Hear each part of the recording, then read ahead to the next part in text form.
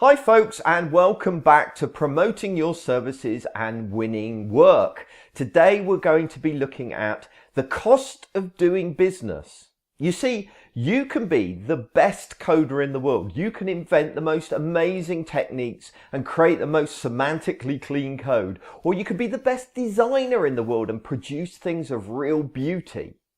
But that is not enough to run a successful web design business. That is just the tip of the iceberg.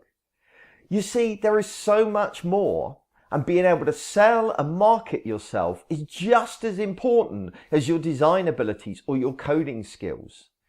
We need to be putting the same care and consideration into sales and marketing as we put into our choice of source repository or the grid system that we use on our website.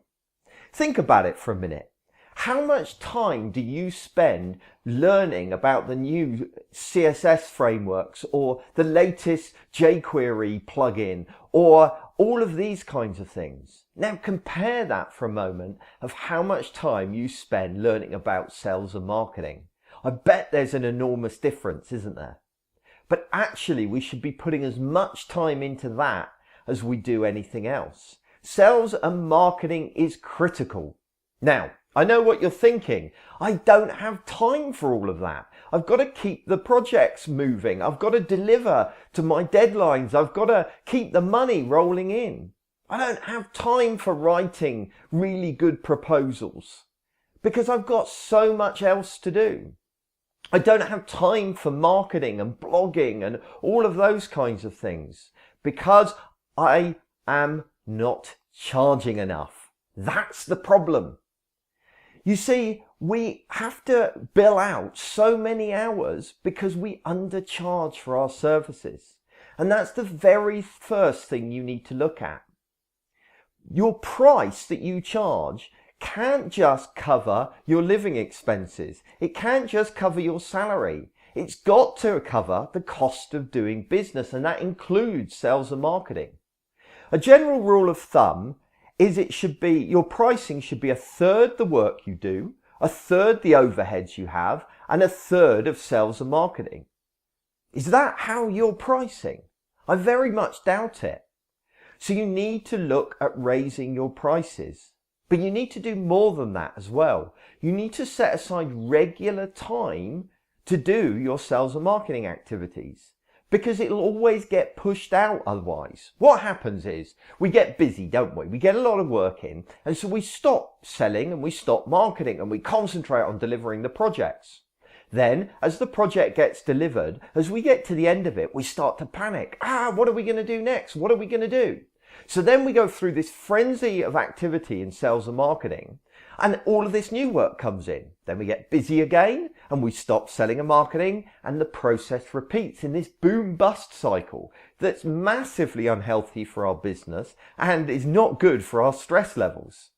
That's why we need to be planning in our marketing activities. In fact, we should be planning our projects around our marketing and sales activities so that we always keep up with those selling activities. They don't ever get pushed to the bottom of the pile. We need to be sure we don't overcommit with our projects so that we end up stopping writing proposals or winning pitches. We need to plan everything so that we have time for those kinds of activities too. So really that's all I want to say to you in this first video, is that sales and marketing are a cost of doing business and we need to take them seriously. But I want to give you at the end of each of these videos next actions, something you can go away and do before watching the next one. This will make an enormous difference and you'll find the course much more helpful if you actually do these. So my first one is review your pricing and make sure that you've got space in your pricing for sales and marketing activities.